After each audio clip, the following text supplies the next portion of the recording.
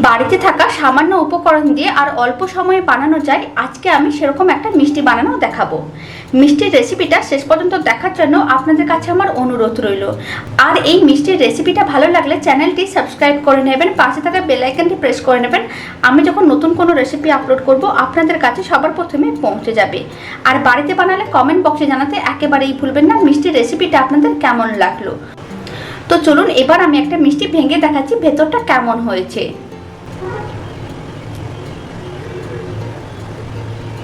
মিষ্টিটা খেতেও কিন্তু ভীষণ ভালো হয়।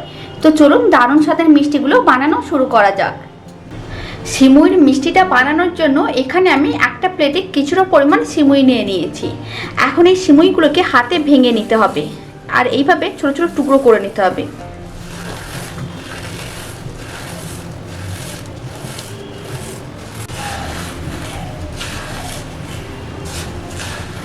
সিমুইগুলোকে এইভাবে একেবারে ছোট্ট ছোট্ট টুকরো করে ভেঙে নিয়েছি। এখন মিষ্টিটা বানিয়ে নেব। এবার একটা কড়াইকে গ্যাসের উপর বসিয়ে দিয়েছি। কড়াইয়ের মধ্যে দিয়ে দিচ্ছি 1 চামচ ঘি। আমি এখানে 1 চামচ ঘি দিয়েছি, আপনারা চাইলে 1 চামচ সাদা তেলও দিয়ে দিতে পারেন। তবে ঘি দিয়ে মিষ্টিটা বানালে খেতে কিন্তু অনেক বেশি ভালো লাগবে। চারিদিকে ভালো করে ছড়িয়ে নিলাম। এখন আমি টুকরো করে রাখা সিমুইগুলো কড়াইয়ের মধ্যে দিয়ে দিচ্ছি।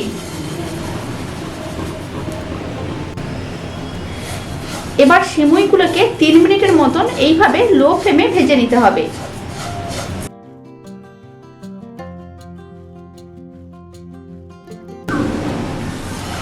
সিমুইগুলোকে 3 মিনিটের মতন ভেজে নিয়েছি। এখন আমি ভেজে নেওয়া সিমুইগুলোকে কড়াই থেকে নিয়ে নেব।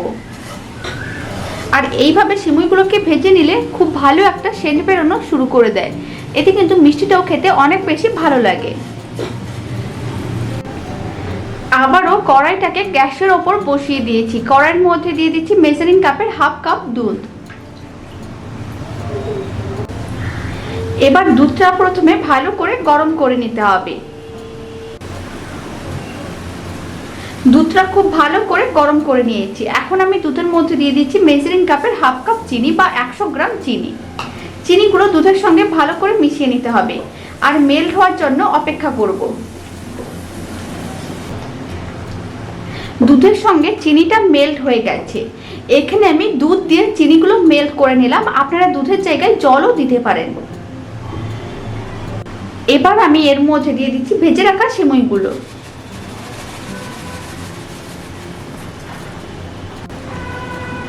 ফ্লেমটাকে আমি এই সময় মিডিয়াম টু লোতে করে দিলাম।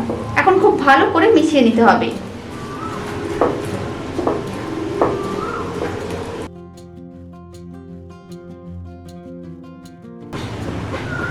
ভালো করে মিশিয়ে নেওয়ার পরে এইভাবে 2 মিনিটের মতো নাড়াচাড়া করতে হবে যতক্ষণ না মিশ্রণটা শুকনো হচ্ছে।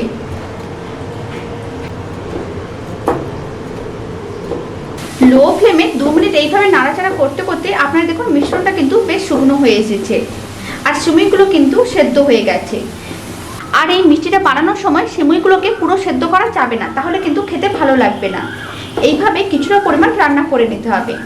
এখন আমি এর মধ্যে দিয়ে দিচ্ছি মেজারিং কাপের 1/2 কাপ গুঁড়ো দুধ। গুঁড়ো দুধ দিলে মিষ্টিটা খেতে কিন্তু আরো বেশি ভালো লাগবে। গুঁড়ো দুধটাও খুব ভালো করে মিশিয়ে নিতে হবে।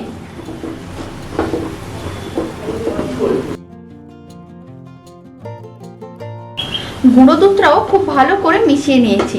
মিশ্রণটি একেবারে রেডি হয়ে গেছে। এখন আমি এই মিশ্রণটিকে একটা প্লেটে নামিয়ে ঠান্ডা করে নেব।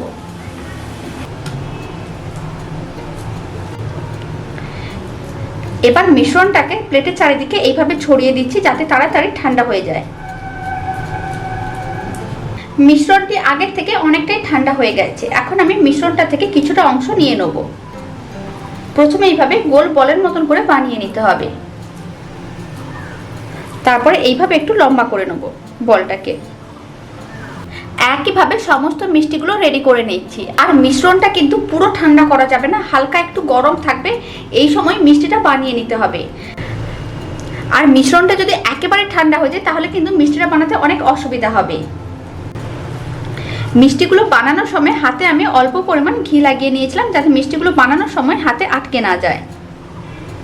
একইভাবে সমস্ত মিষ্টিগুলো রেডি করে নিয়েছি। এবার একটা মিষ্টি নিয়ে নিচ্ছি আর মেজারিং কাপে কিছুটা পরিমাণ গুঁড়ো দুধ নিয়েছি। এবার মিষ্টিটাকে গুঁড়ো দুধের মধ্যে এইভাবে উল্টে পাল্টে নিতে হবে, এতে মিষ্টিটা দেখতেও ভালো লাগবে আর খেতেও ভালো লাগবে। আর এক্সট্রা গুঁড়ো দুধগুলো এইভাবে নিয়ে নিতে হবে। একইভাবে সমস্ত মিষ্টিগুলো রেডি করে নিচ্ছি, তারপর আমি আপনাদের একসঙ্গে দেখাচ্ছি। এই সমস্ত মিষ্টিগুলো রেডি করে নিয়েছি। সিমুইয়ের মিষ্টিটা শেষ পর্যন্ত দেখার জন্য আপনাদের অসংখ্য ধন্যবাদ। খুব সহজে আপনারা যে কেউ এই মিষ্টিটা বাড়িতে বানিয়ে ফেলতে পারবেন আর খেতেও কিন্তু ভীষণ ভালো হয়। রেসিপিটা ভালো লাগলে চ্যানেলটি সাবস্ক্রাইব করে নেওয়ার অনুরোধ রইল। পাশে থাকা বেল আইকনটি প্রেস করে নেবেন, আমি যখন নতুন কোনো রেসিপি আপলোড করব আপনাদের কাছে সবার প্রথমে পৌঁছে যাবে। তো চলুন এবার আমি একটা মিষ্টি ভেঙে দেখাচ্ছি।